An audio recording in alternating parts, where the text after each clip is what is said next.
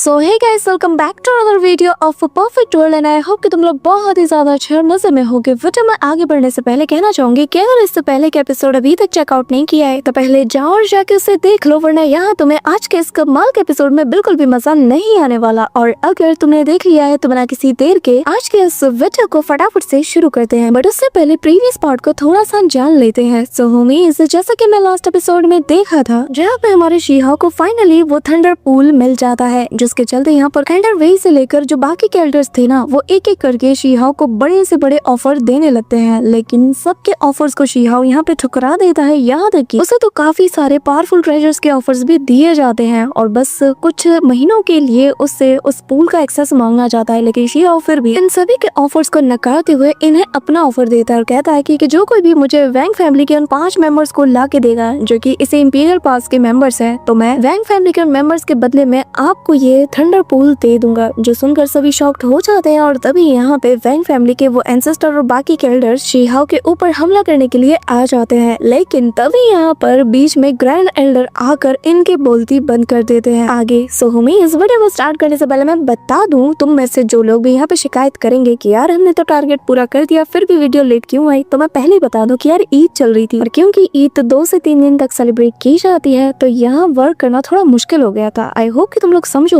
But I promise कि next time से episodes तो मैं ऑन टाइम पे ही देखने को मिलेगी, ठीक है ना। तो चलो फिर अब इस वीडियो को शुरू करते हैं। सो होमीज, हमारे इस पार्ट की स्टार्टिंग भी वहीं से होती है जहाँ पे हमारा लास्ट पार्ट एंड हुआ था। हमने देखा था कि यहाँ पर जब वैंग फैमिली के लोग शीहाओ समेत बाकी सभी लोगों को सुना रहे थे, तभी यहाँ बीच में एक ग्रैंड एल्डर आकर कहने लगते हैं कि आखिर तुम लोग की हिम्मत कैसी हुई यहाँ मेरी नजरों के सामने मेरे स्टूडेंट्स को तुम ऐसे बात करो। हाँ, यहाँ पे हम देखते हैं कि ग्रैंड एल्डर का गुस्सा जो था ना, वो यहाँ पर एक जाइंट से पाम का शेप ले लेता है और ये पाम अटैक सीधा इन तीनों को एक ही स्ट्राइक के साथ मसलने के लिए आगे बढ़ रहा था, जो देखते साथ ही वो लोग इमीडिएटली अपनी पावर्स का यूज करके इसे होल्ड करने वाले थे। लेकिन यहाँ पे ग्रैंड एल्डर की ताकत कहाँ और कहाँ ये चट्टे मुट्टे से वैंग फैमिली के जो कल्टीवेटर्स हैं, यहाँ हम देखते हैं कि 1 सेकंड नहीं होता और ग्रैंड एल्डर का ये पाम अटैक लिटरली इनकी सारी कल्टीवेशन को जैसे ड्रेन कर लेता है। और यहाँ इनकी छाती से जैसे वो पाम अटैक टकरा था, ये लोग काफी दूर जा गिरते हैं और खून की उल्टियां करने लगते हैं। इस दौरान हम देखते हैं कि इनकी बोलती बंद हो चुकी थी और तभी ग्रैंड एल्डर कहने लगते हैं कि मैं तुम लोग को जेल में कैद करने की सजा सुनाता हूँ और फ्यूचर में तुम्हें उसी बैटल फील्ड में भेजा जाएगा जहाँ पर कि हमारे लोग इस वक्त मर रहे हैं। तुम्हारा खून बहुत जोश मार रहा है ना, चलो देखता हूँ कि बैटल एरिना में तुम लोग क्या करते हो। जब सामने दुश्मन खड़े होंगे तब देखता हूँ कि आखिर तुम्हारा ये खून कितना उबाल मारता है। और ये सिर्फ आज की नहीं बल्कि तुम्हारे बरसों किए गए गुनाह की सजा है। अब यहाँ पे ग्रैंड एल्डर भड़कते हुए जैसे ही ये बात कह रहे थे, अभी यहाँ पर एक लाउड वॉइस सभी को सुनाई देती है और यहाँ हम देखते हैं कि वैंग क्लैन का जो स्ट्रॉन्ग होल्ड है इंपीरियल पैस के पास, उसके तरफ से ये आवाज आ रही थी और वो यहाँ पर चिल्लाते हुए कहने लगता है कि मैंग त्यामजिल, तुम्हारा दिमाग ठीक है? लगता है कि तुम अपनी हद पार कर रहे हो। अब बस बहुत हो गया, मैं बिल्कुल भी बर्दाश्त नहीं करने वाला, आज तो तुम्हें सबक सिखाना ही पड़ेगा। यहाँ पे इतनी बात कहते साथ ही वो अपनी ऑरा को रिलीज करता है और यहाँ जो गेट हमारे सामने अपीयर हुआ था उससे काफी टेरिफाइंग एनर्जी अनलीश होने लगती है, जिसके चलते आसपास का स्पेस भी जैसे शैटर करने लगता है। लेकिन ग्रैंड एल्डर को इस चीज से जरा बराबर भी फर्क नहीं पड़ता, उल्टा उनका गुस्सा और बढ़ जाता है और वो इमीडिएटली अपने हाथ का इशारा करते हैं, जिसके चलते स्पेस के अंदर से एक जाइंट सा पाम बनते हुए हम देख पाते हैं। और बेसिकली ये जो पाम अटैक था ना, ये सीधा बढ़ रहा था उसे इंपीरियल पास वाले गेट की तरफ जहाँ से ये ऑरा आ रही थी और पलक झपकते ही हम देखते हैं कि वो पाम सीधा उस गेट के टॉप पर जा टकराता है, जिसके बाद तुम समझ ही सकते हो कि क्या हुआ होगा। यहाँ ऑन द स्पॉट ही वो पूरा का पूरा गेल पर में ही जमीन पे धराशायी होते साथ ही नथिंगनेस में बदल जाता है, जैसे कि यहाँ पे कुछ था ही नहीं। लिटरली उनका जो पाम अटैक था वो यहीं पे नहीं रुकता, अब यहाँ पर वो वैंग फैमिली के इंपीरियल पास वाले मेंशन की तरफ बढ़ने लगता है और ये पाम अटैक जैसे जैसे क्लोज जाता है उतना ज्यादा इंटेंस होता जाता है। इस दौरान आनन फानन में ये लोग अपने मेंशन को बचाने के लिए इसके ऊपर एक जाइंट सा बैरियर बना देते हैं जो कि काफी ज्यादा स्ट्रॉन्ग था। लेकिन यहाँ पे इनका बैरियर कितना ही स्ट्रॉन्ग क्यों ना हो, जो ग्रैंड एल्डर का पाम स्ट्राइक था ना, वो लिटरली उनके उस बैरियर को भी डिस्ट्रॉय करते हुए सीधा मेंशन की ओर तेजी से बढ़ने लगता है। अब यहाँ पर सबकी जान हलक में आने लगती है, वो लोग डर के मारे कांपने लगते हैं कि यार आखिर ये क्या हो गया, ये कौन सा अटैक हमारी तरफ बढ़ रहा है। चारों तरफ अफरा तफरी का माहौल था और सबके सब बस अपनी जान के पीछे पड़े हुए थे। यहाँ ये लोग दुम दबा के भागने लगते हैं और कोई भी अब यहाँ पे बैरियर को एक्टिवेट करने के लिए नहीं जाता। इस दौरान यहाँ पे वो जो जाइंट सा फायर पाम अटैक था ना, वो तेजी से इनके काफी करीब आ चुका था और बस किसी भी वक्त इस पूरे के पूरे इलाके को वो धराशायी करने वाला था। बट सडनली हम देखते हैं कि यहाँ पर एक एक करके चारों ओर से कुछ लाइटनिंग पिलर्स नजर आते हैं, जो कि एक जाइंट सा फॉर्मेशन टेलीपोर्टेशन के छोटे छोटे पिलर्स थे जो कि एक एक करके यहाँ पे एक्टिवेट होने लगते हैं, जिसका मतलब ये है कि वैंग फैमिली ने भी यहाँ पर अपने बैकअप को स्टार्ट कर दिया है और धीरे धीरे करके ये जो पिलर्स थे ना ये एक जाइंट सा फॉर्मेशन का रूप लेने लगते हैं। लेकिन तभी यहाँ पर आसमान में हलचल होती है और हम एक 7 कलर्ड जाइंट से पोर्टल को देख पाते हैं, जिसके अंदर से काफी अमाउंट में थंडरस लाइट आने लगती है और ये जो 9 कलर्ड लाइट्स थी ना ये सीधा चार्ज कर दिया हमारे ग्रैंड एल्डर की तरफ, जिन्हें की इस बात से कोई भी फर्क नहीं पड़ रहा था। और जब ये जो लाइटिंग थी ना ये बिल्कुल रुक जाती है, वहीं पे पॉज हो जाती है और काफी टेरिफाइंग ऑरा यहाँ पे रिलीज होने लगती है, जिसका मतलब ये है कि यहाँ पर कोई पावरफुल बीइंग आ चुका है। हमें बताया जाता है कि ये एंसेस्ट्रल अल्टर का एक इंडिविजुअल एक्सपर्ट है जो कि यहाँ पर ग्रैंड एल्डर से आते साथ ही रिक्वेस्ट करने लगता है और कहने लगता है कि दाओस्ट ब्रदर प्लीज प्लीज अपने गुस्से को थोड़ा काम कीजिए, ये सही वक्त नहीं है। यहाँ पे हम देखते हैं कि इस इंडिविजुअल एक्सपर्ट ने यहाँ पर एक टेलीपोर्टेशन अरे को भी सेट कर दिया। अब तभी यहाँ पर वो जो बंदा था ना उस पोर्टल के उस पार वो यहाँ पे ग्रैंड एल्डर से कहने लगता है कि दाओस्ट ब्रदर अगर आप इंटरेस्टेड हैं तो आप हमारे साथ चुप चैट करने के लिए थोड़ा सा वक्त निकाल सकते हैं, मैं वादा करता हूँ कि आपको बहुत अच्छा लगेगा। यहाँ पे हम देखते हैं कि ग्रैंड एल्डर जो कि फुल किलिंग इंटेंट के साथ और गुस्से के साथ उसी ओर देखे जा रहे थे, क्योंकि जब जब ये वैंग फैमिली के किसी हेडक्वार्टर का या फिर किसी पर्टिकुलर इलाके का सुपड़ा साफ करने वाले थे ना तब कोई ना कोई एक्सपर्ट आकर यहाँ पे ग्रैंड एल्डर या फिर हुआंग यानी कि अपने शिहाओ को रोक देता है, और जो कि ग्रैंड एल्डर इस बार होते हुए नहीं देख सकते थे। इसी के चलते ग्रैंड एल्डर रिफ्यूज करने की कोशिश करते हैं, लेकिन वापस से सामने से आवाज आती है और वो कहने लगता है दाओस्ट ब्रदर उम्मीद करता हूँ कि आप मुझे ना नहीं कहोगे। अब यहाँ पर ये सुनकर ना ग्रैंड एल्डर कहने लगता है कि ठीक है इस बार के लिए मैं इस मैटर को जाने दे रहा हूँ और बस तुम्हारे कहने पर ही मैं अपने गुस्से को शांत कर रहा हूँ। ये कहते हुए वो सीधा उसी टेलीपोर्टेशन एरिया की तरफ रवाना हो जाते हैं जहाँ पर से उस